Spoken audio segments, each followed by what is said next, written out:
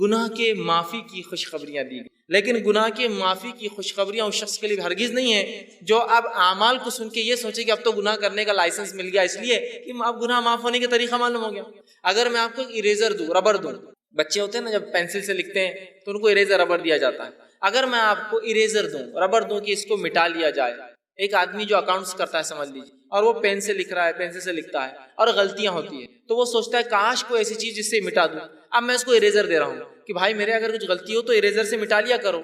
اب اس نے کیا سمجھا معلوم آپ کو؟ اریزر جب آ گیا اس کے بعد اس کو لگا کہ اب غلطیاں کرنا چاہیے، اس لیے کہ اریزر ہاتھ میں آ گیا ہے، جبکہ اریزر ربر اس لیے دیا گیا تھا غلطی ہو جائے تو مٹا لو۔ تو توبہ اور استغفار اس لیے نہیں ہے کہ آپ گناہ کریں ہم اور توبہ کریں، وہ اس لیے کہ غلطیاں ہو جائے تو ہم توبہ کریں، معصیت ہو جائے تو آج جو عمل میں رکھوں گا ان کا مقصد بھی یہ جو ہو جاتے ہیں انسان ہونے کے ناطے اس کو کیسے مٹایا جائے ان گناہوں کو۔ آئیے سب سے پہلا عمل قرآن سے کچھ 5 عمل رکھوں گا اور 20 باتیں جو حدیث سے میں رکھوں گا جو میں ملتی ہے۔ پہلا عمل جو ہم کو کرنا ہے جو گناہوں کو مٹا دیتا ہے، جس کے تعلق سے اللہ رب العزت نے قرآن نے فرمایا ہے، اور وہ سورہ جو ہے انفال سورہ نمبر 8 آیت نمبر 20 میں اللہ نے فرما رکھا ہے، وہ ہے اللہ کا تقوی اختیار کر۔ اللہ کا تقوی اختیار کرنا ایک ایسا عمل ہے جس سے اللہ رب العزت چاہے انسان کتنے ہی گناہ کرے ان گناہوں کو دھو دیتا ہے، گناہوں کو مٹا دیتا ہے، گناہوں کو صاف کر دیتا ہے۔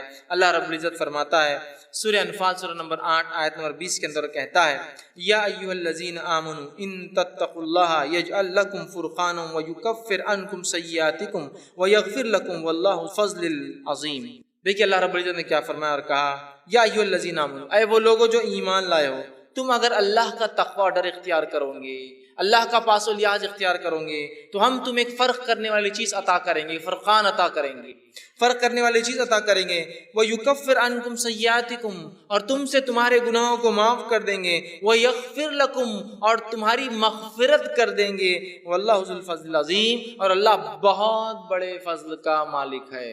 تو دیکھیے جو تقوی اختیار کرتا ہے، اللہ کا تقوی کا معنی ہوتا ہے پاس و لحاظ رکھنا، عام معنی ڈر ترجمہ ہوتا ہے، لیکن پاس و لحاظ رکھنا بھی ایک معنی ہے کہ جس رب نے مجھے پیدا کیا اس کا پاس و لحاظ رکھوں، اس کا خیال۔ جیسے کہ آپ سواری میں سوار ہیں، بس میں سوار ہیں، ایک بوڑھا آدمی آتا ہے تو آپ اس کو اپنی جگہ دیتے، کیوں؟ اس کی عمر کا پاس و لحاظ رکھتے ہیں۔ تو اسی طرح اللہ کا تقوی مانے میرے رب نے مجھے پیدا کیا، اس کا میں پاس و لحاظ رکھوں، جو وہ کہتا ہے وہ کروں، جس سے روکتا ہے اس سے رکوں۔ تو کہا جو اللہ کا ڈر اختیار کرے گا، ایمان والو تم اگر اللہ کا ڈر اختیار کرو تو میں تمہیں ایک فرقان، فرق کرنے والی چیز عطا کروں گا، اور تمہارے گناہوں کو معاف کر دوں گا، اور جو ہے تمہاری مغفرت کر دوں گا، اور اللہ جو ہے بڑے فضل کا مالک ہے اللہ رب العزت۔ تو اس چیز کو ہمیں سمجھنے کی بے انتہا ضرورت ہے۔ اللہ کے تقوی کی بہت بہت بہت بڑی اہمیت یاد رکھی ہے، جو کہ آج ہم بھول چکے۔ تقوی کے اتنے فائدے ہیں۔ ویسے آج کا عنوان چونکہ وہ اعمال ہے جو گناہوں کو مٹا دیتے ہیں، اس لیے میں دوسرے فائدے نہیں رکھ رہا ہوں، اتنے فائدے اسی کو انتہائی تقوی اختیار کرنے کے، لیکن افسوس کی بات ہے اللہ کا تقوی آج بہت کم ہمیں نظر آتا ہے۔ اس لیے کہ جس کے پاس اللہ کا تقوی ہو وہ ہر گناہ سے پہلے سوچتا ہے کہ میرے رب کو مجھے جواب دینا ہے، اس کا پاس و لحاظ رکھوں اور میں ان گناہوں سے اپنی نفس کو۔ اور جس کے پاس تقوی نہیں ہوتا، ہم دیکھتے ہیں وہ جانوروں سی اور من مانی زندگی دنیا میں گزارتا ہے۔ دوسری جگہ سورہ طلاق سورہ نمبر 65 آیت نمبر 4 اور 5 میں اللہ فرماتا ہے، کہتا ہے وَمَن يَتَّقِ اللَّهَ يَجْعَل لَّهُ مِنْ أَمْرِهِ يُسْرًا، جو اللہ کا تقوی اختیار کرتے ہیں ہم اس کے کام میں آسانیاں کر دیتے ہیں۔ آگے فرمائے امری یسرا ذالک امر اللہ انزلہ الیکم ومن یتق اللہ یکفر عنہ سیئاتہ ویعظم لہ اجرا۔ دیکھیے اللہ کیا فرماتا ہے اگلی آیت میں کہ جو اللہ کا ڈر پاس و لحاظ اختیار کرتا ہے اللہ اس کے معاملات آسان کر دیتا ہے۔ اور اللہ رب العزت آگے فرما رہا ہے کہ اللہ نے جو ہے تمہارے طرف ایک اپنا ایسا حکم اتارا ہے کہ اگر اس حکم کے مطابق تم تقوی اختیار کرو تو اللہ تمہارے گناہوں کو جتنے سیئات ہیں اس کو معاف کر دے گا، اور اللہ تعالیٰ بہت بڑے اجر دینے پر قادر ہے، بہت بڑے اجر کا مالک ہے۔ تو یہاں بھی دیکھیے تقوی اختیار کریں گے تو معافی کی بات ہوئی، ہمارے گناہوں کو مٹا دینے کی بات ہو رہی ہے۔ تو سب سے پہلا کام مجھے اور آپ کو جو کرنا ہے وہ اللہ کا تقوی اختیار کرنا ہے، اس لیے کہ اس کے بہت سارے فائدے ہیں۔ نبی اکرم صلی اللہ علیہ وسلم جو خطبہ حاجہ پڑھتے ہیں اس خطبہ حاجہ میں یہ آیت آپ بار بار جو ہے تلاوت کیا کرتے تھے، جو میں نے بھی خطبے کے ابتدا میں پڑھی، یا ایھا الذین آمنوا اتقوا اللہ وقولوا قولا سدیدا، اے وہ لوگوں جو ایمان لائے ہو سیدھی اور سچی بات کرو، یصلح لکم اعمالکم، اللہ تمہارے اعمال کی اصلاح کرے گا، ویغفر لکم ذنوبکم، تمہارے گناہوں کو معاف کرے گا۔ تو یہاں بھی دیکھیے اللہ رب العزت نے فرمایا کہ یا ایھا الذین آمنوا اتقوا اللہ، اے وہ لوگ جو ایمان اللہ کا تقوی اختیار کرو، اگر تقوی اختیار کرو گے تو تمہارے اعمال کی اصلاح کریں گا، وَيَغْفِرْ لَكُمْ ذُنُوبَكُمْ، تمہارے گناہوں کو بھی معاف کر۔ تو یہ بے انتہا ہمارے لیے ضروری ہے کہ ہم اللہ کا تقوی اختیار کریں اگر ہم چاہتے ہیں کہ اللہ ہمارے گناہوں کو معاف کرے۔ دوسرا عمل ہمیں جو کرنا ہے، جو قرآن سے ملتا ہے، جس کی اختیار کرنے سے انشاءاللہ ہمارے گناہ دھل جائیں گے، معاف ہو جائیں گے، مٹا دیے جائیں گے، اللہ انہیں بخش دیں گا، اپنی رحمت سے انہیں ختم کر دیں گا، وہ عمل ہے اطاعت رسول صلی اللہ علیہ وسلم۔ نبی اکرم صلی اللہ علیہ وسلم کی اطاعت سارے زندگی کے ہر شعبے میں، پیدائش سے لے کر موت تک، لمیٹڈ ایڈیشن نہیں۔ ہمارے پاس سنت کی بات، اتباع سنت کی بات بہت مختصر ہوتی ہے، کبھی کبھار ہوتی ہے نا، بہت مختصر۔ کب جب جھگڑا ہو جائے تو چل رہا حدیث میں کیا آتا ہے چلو دیکھیں گے، عام اس میں نہیں، جب تک جھگڑا نہیں چلنے دو جو چل رہا ہے معاملہ۔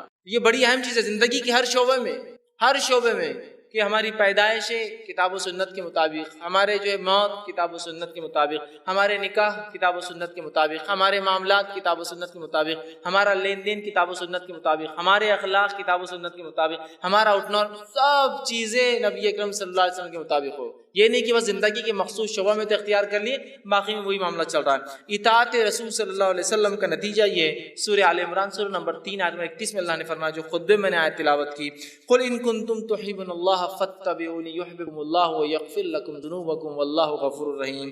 اے نبی کہہ دیجئے، قل ان کنتم تحبون اللہ، اگر تم اس کا دعویٰ کرتے ہو کہ تم اللہ سے محبت کرتے ہو، فاتبعونی، تو تمہیں، اے نبی کہہ دیجئے لوگوں سے، اگر تم دعویٰ کرتے ہو اللہ کی جو ہے محبت کا، تو میری اتباع کے سوا کوئی چارہ نہیں ہے۔ نبی کو کہا جا رہا ہے کہو وَيَغْفِرْ لَكُمْ ذُنُوبَكُمْ، اور جو نبی کی اتباع کریں گا اللہ اس کے گناہوں کو معاف کر دیں گا، وَاللَّهُ غَفُورٌ رَحِيمٌ، اللہ بہت زیادہ بخشنے والا اور رحم کرنے والا۔ تو یہاں دیکھیے بات واضح ہو رہی ہے، اور ایسی کئی آیتیں، سینکڑوں آیتیں قرآن میں، کہ نبی کی اتباع کرنے والے کے گناہ معاف ہو جاتے ہیں، اور نبی کی موجودگی میں تیز آواز سے بات کرنا بھی اعمال کو برباد کرنے کے لیے اور جہنم میں جانے کے لیے کافی ہوتا ہے۔ دونوں ہی بات یاد رکھیں، نبی کی اتباع گناہوں کو معاف کر دیتی ہے، اور نبی کی نافرمانی اس حد تک کہ نبی کے موجودگی میں تیز آواز سے بات کرنا بھی انسان کے جو ہے گناہوں کو معاف کر دے، جو ہے انسان کے جو ہے نیکیوں کو، اگر نبی کی موجودگی میں تیز آواز سے بات بھی کرے تو اس کی نیکیاں برباد ہو جاتی ہے، یاد رکھیے، اس کے نام عمل خالی ہو سکتا ہے۔ جو ہے حجرات اٹھا کر آپ دیکھیے، ابتدائی آیت اسی پر ہے، نبی کی موجودگی میں تیز آواز بھی نہیں کرنا ہے، یاد رکھیے، یہ بات بڑی اہم ہے۔ اور نبی کے ادب میں ایک چیز یہ بھی یاد رکھیے، نبی کے ادب میں ایک چیز شامل ہے کہ نبی کا نام لے کر نہ پکارا جائے۔ اللہ رب العزت نے اپنی کتاب میں رسول اکرم صلی اللہ علیہ وسلم کو صرف 4 بار نام سے پکارا ہے۔ ایک بار تذکرہ تو عیسیٰ علیہ السلام کے واقعے میں ہو کہ عیسیٰ علیہ السلام نے بشارت دی کہ میرے بعد ایک نبی آئیں گے جس کا نام احمد ہوگا، واقعے کو پوچھو کہ اس میں تذکرہ ہے، 4 بار نام لیا، صرف 4 آیتیں ہیں۔ اس کے بعد جو اللہ رب العزت نے یا ایھا الرسول، یا ایھا النبی، یا مدثر، یا مزمل، ہے نا، نام لیا، ادب ہے۔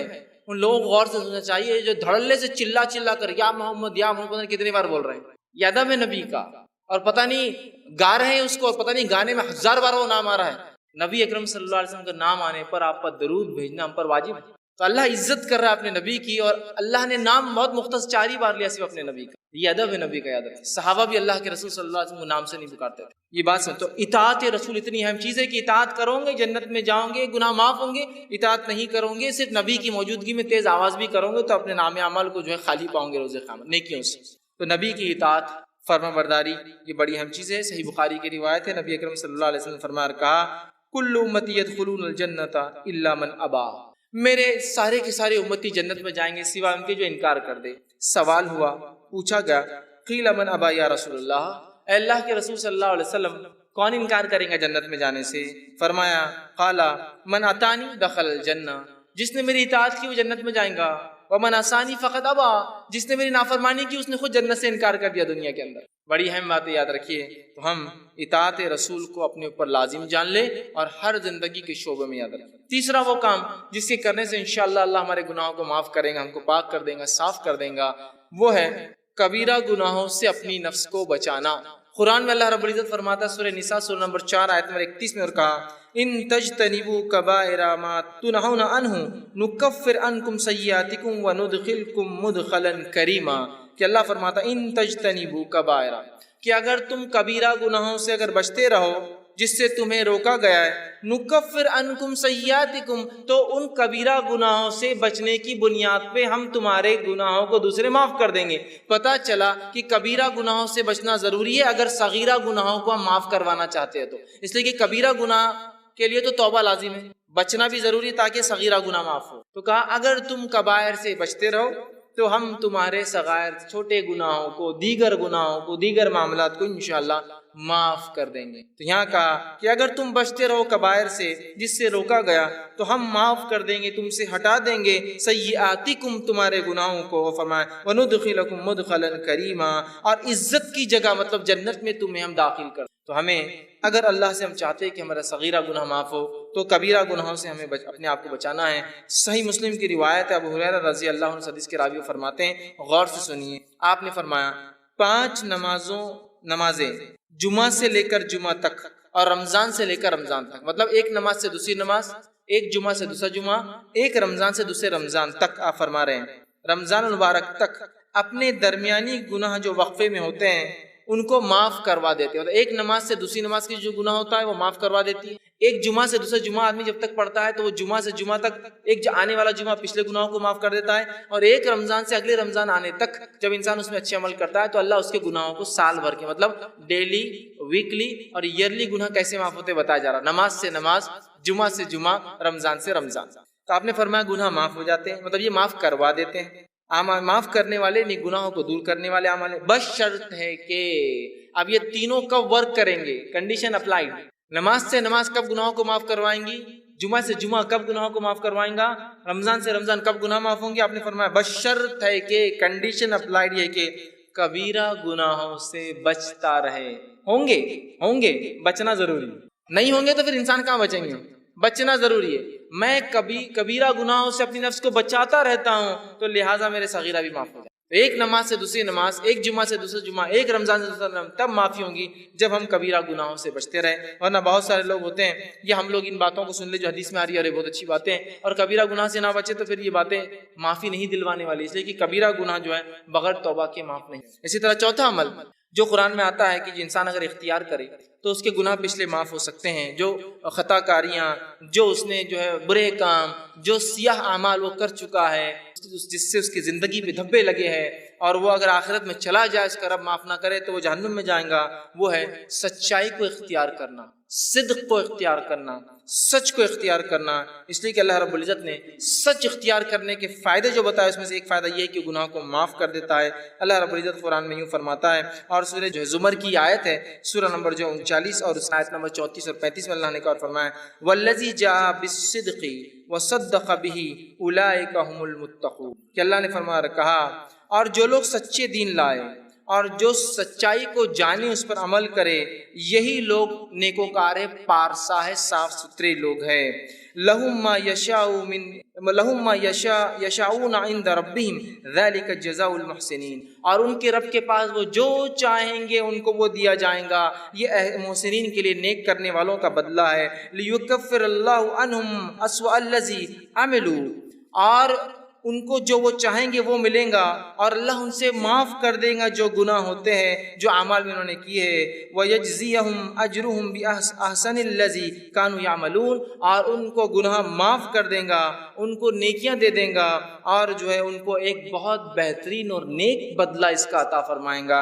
تو یہاں دیکھیے اس آیت میں جو صدق کو، سچائی کو اختیار کرتے ہیں، اور الَّذِي جَاءَ بِالصِّدْقِ، سچ کو اختیار کیا، سچ کے مطابق زندگی گزارا، دین اسلام کو اختیار کیا، دین کے مطابق زندگی گزارا، تو اس کا بدلہ یہ کہ اس کے تمام گناہ اللہ معاف کر دیتا ہے، بخش دیتا ہے۔ یاد رکھیے سچائی کے بڑے فائدے یاد رکھیے، اور ہم تمام لوگ جو اگر سچائی کو اختیار کرتے ہیں تو انشاءاللہ عزیز ہمارے گناہ معاف ہو جاتے ہیں۔ صحیح بخاری کی روایت ہے، عبداللہ ابن مسعود رضی اللہ عنہ حدیث کے راوی فرماتے اور کہتے ہیں نبی اکرم صلی اللہ علیہ وسلم فرمایا کہا سچ کو لازم پکڑو کیونکہ سچ نیکی کی طرف رہنمائی کرتا ہے، اور نیکی جنت کی جانب رہنمائی کرتی ہے۔ اور آدمی سچ بولتا ہے اور سچ بولتا ہے اور سچ بولتا ہے حتیٰ کہ اس کا نام سچوں میں لکھ دیا جاتا ہے۔ اور پھر آگے آپ نے فرمایا کہا اور یاد رکھو جھوٹ سے بچو، اس لیے کہ جھوٹ برائی کی طرف لے جاتا ہے اور برائی جہنم کی طرف لے جاتی ہے۔ انسان جھوٹ بولتا ہے اور جھوٹ بولتا ہے اور جھوٹ بولتا ہے اور اس کا نام کذاب، جھوٹوں میں لکھ دیا جاتا ہے۔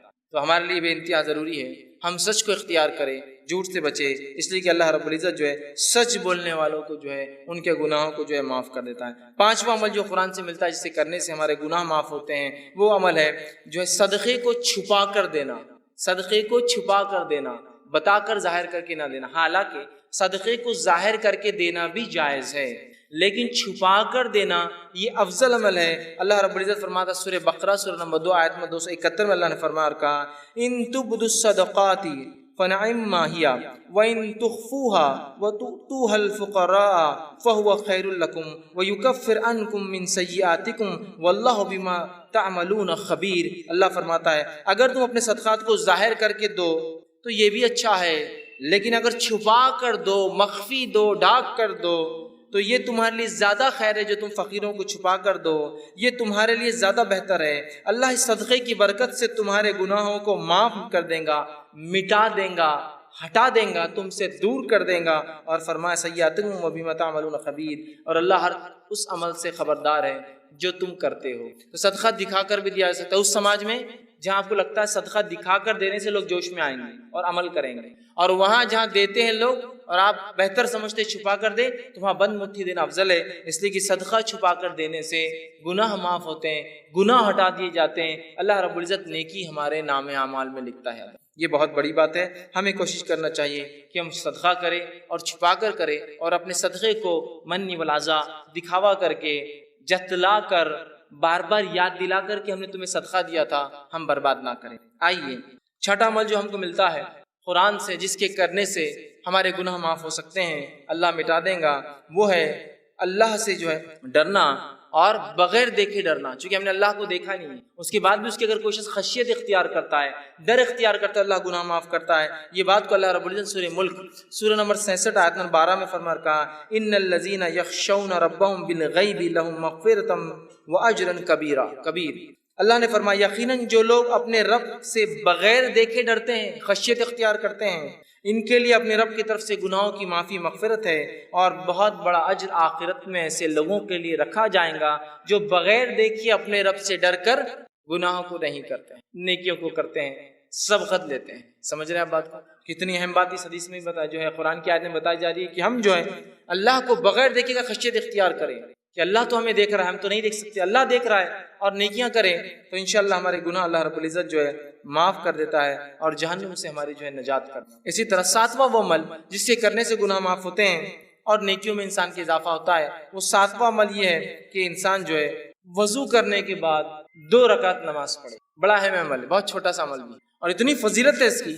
صحیح بخاری کی روایت ہے، آپ صلی اللہ علیہ وسلم نے فرمایا اور کہا، حدیث کے الفاظ دیکھیے ایسے ہیں کہ آپ صلی اللہ علیہ وسلم کے تعلق سے عثمان رضی اللہ عنہ فرماتے ہیں، اور ان کے غلام اس حدیث کو روایت کرتے ہیں جن کا نام حمران تھا، وہ کہتے ہیں کہ عثمان ابن عفان رضی اللہ عنہ نے ایک مرتبہ وضو کا پانی منگوایا، میں نے وضو کا پانی لایا، آپ نے وضو کو اچھی طرح کیا، پہلے اپنے ہاتھوں کو 3 بار دھویا، پھر جو ہے کلی کی اور ناک میں پانی 3 بار لیا، پھر چہرے کو 3 بار دھویا، پھر سیدھے ہاتھ کو کونیوں تک اچھے سے 3 بار دھویا، پھر الٹے ہاتھ کو کونیوں تک 3 بار اچھے سے دھویا، پھر سر کا مسح کیا، کانوں کا خلال کیا، اور اس کے بعد اپنے دونوں پیر، سیدھے پیر الٹے پیر کو ٹخنے تک دھوئے، اور اس کے بعد فرمایا اور کہا کہ جو شخص ایسا وضو کرے 3 بار جس طرح سے میں نے بتایا ہے، اور فرمایا اور اس کے بعد 2 رکعت نماز پڑھ لے، اس کو تحیۃ الوضو کہتے ہیں، یہ کر لے ایسا عمل وضو مکمل، پھر جا کے 2 رکعت نماز پڑھے، اس کو تحیۃ الوضو کہتے ہیں۔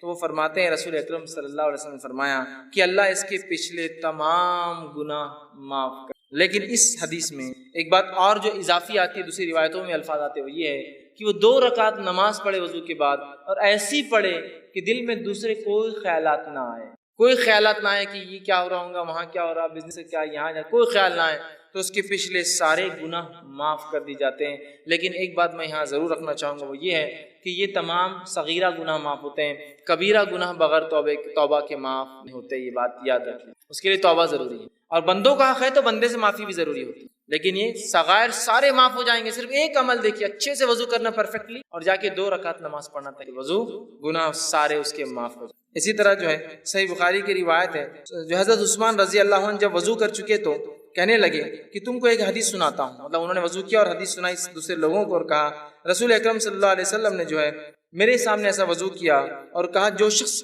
اچھے سے اس طرح سے وضو کرے، اور پوری حدیث ان کو سنائی، اور اچھی طرح وضو کرنے کے بعد 2 رکعت نماز پڑھے تو اس نے جتنے گناہ کیے ہوں گے اس نماز کی وجہ سے دوسری نماز تک، مطلب ایک نماز سے دوسری نماز تک وہ سارے گناہ بھی مطلب ایک انسان نے وضو کیا، وضو کرنے کے بعد ایک نماز پڑھی، سمجھ لیجیے تحیۃ الوضو نہیں، ایک نماز پڑھی، اگر یہ نماز کے بعد پھر دوسری بار وہ مسجد میں آتا ہے، پھر اچھے سے وضو کرتا ہے، نماز پڑھتا ہے، تو یہ نماز سے وہ نماز تک بھی اس سے گناہ معاف ہو جاتے ہیں، اور اوپر والی روایت میں کہا کہ سارے گناہ معاف ہو جاتے ہیں۔ تو دیکھیے کتنی بڑی باتیں بتائی جا رہی ہے صرف وضو کر کے اچھے سے نماز پڑھنے پر۔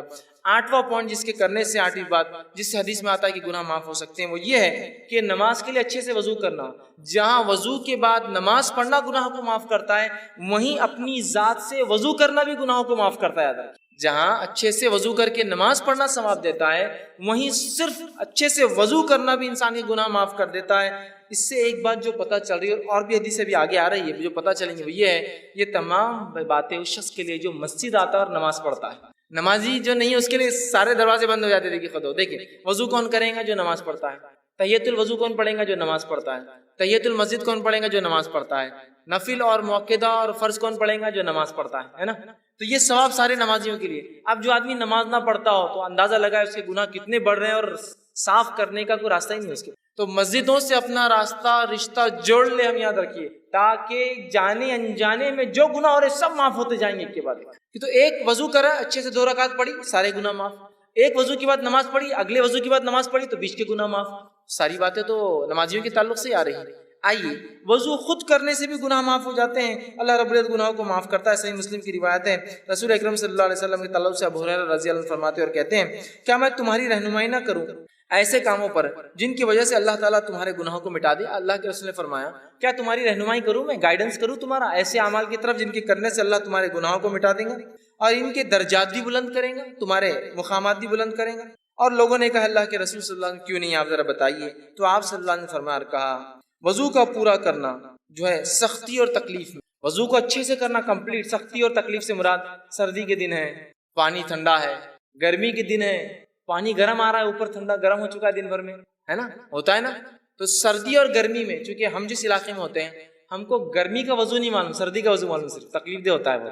گرمی کا وضو بھی اگر آپ کو دیکھنا ہے تو آپ کبھی دیکھ سکتے ہیں۔ ایک مرتبہ میرا راجستھان کا سفر ہوا پروگرام کے سلسلے میں، وہاں میں گیا، ایک مقام پہ اترا تو صاحب مجھ سے کہنے لگے، آپ کیا غسل لیں گے؟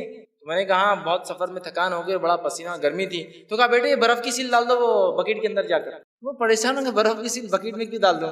اور واقعی میں انہوں نے اچھا کیا تھا، برف کی سیل ڈالی تھی بکیٹ میں، ورنہ وہ پانی اتنا گرم تھا کہ آپ ہاتھ بھی نہیں لگا سکتے اس کو، چونکہ گرمی کی وجہ سے وہاں سردی میں جتنا ٹھنڈا ہوتا ہے تو گرمی میں پانی اتنے 50 ڈگری 60 ڈگری تک چلا جاتا ہے گرم۔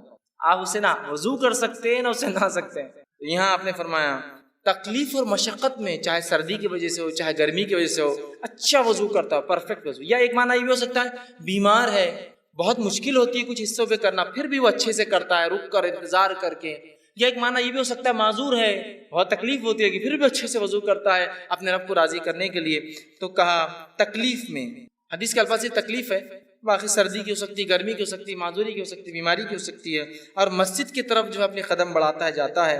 تو آپ نے فرمایا کہا قدموں کی جو ہے کثرت ہونا اور ایک نماز کے بعد دوسری نماز کا انتظار کرنا جو ہے، یہ فرمایا کہ جو شخص اچھے سے وضو کرے اور مسجد کی طرف جائے، مطلب کثرت سے مسجد کی طرف جاتا ہے اور ایک نماز سے دوسری نماز کا انتظار کرتا ہے، یہ تینوں لوگوں کے گناہ معاف کر دی جاتے ہیں۔ کون؟ پہلا انسان اچھے سے پرفیکٹ وضو کرنے والا، دوسرا کثرت سے پیدل مسجد جانے والا، اور تیسرا فرمایا ایک نماز کے بعد دوسری نماز کا انتظار کرنے والا۔ ان کے گناہوں کے تعلق سے فرمایا آپ نے یہ گناہ معاف کر دی جاتے ہیں۔ آپ نے صحابہ سے پوچھا کیا بتاؤں؟ صحابہ نے کہا بتائیے، آپ نے بتایا گناہ معاف کرنے والے اعمال۔ دیکھیے یہ باتیں بھی سب نمازیوں کے لیے، پھر یہ بڑی اہم بات ہے، ہم لوگ بس نماز سے جڑ، مسجدوں سے رشتہ جڑ جائے، بس پھر انشاءاللہ عزیز بہت ساری مغفرتیں تو یہیں آتی رہیں گی، بہت سارے اعمال کی معافی ہوتے رہیں گی۔ اسی طرح جو ہے صحیح مسلم کی ایک بہت لمبی روایت ہے، اس روایت کے آخری الفاظ ایسے ہیں، ایک صحابی تھے جو اللہ کے رسول صلی اللہ علیہ وسلم کے پاس آئے، جن کا نام عمرو بن جو ہے ابسا تھا، اور یہ آ کر ایمان قبول کرتے ہیں، غیر مسلم تھے، ایمان قبول کا، اسلام قبول کرنے کے بعد اللہ کے رسول بہت ساری باتیں کی، بہت لمبی حدیث ہے۔ حدیث کے آخر میں ایک جملہ آتا ہے، انہوں نے پوچھا اور کہا، میں نے عرض کیا اے اللہ کے رسول صلی اللہ علیہ وسلم مجھے وضو کے بارے میں کچھ بتائیے۔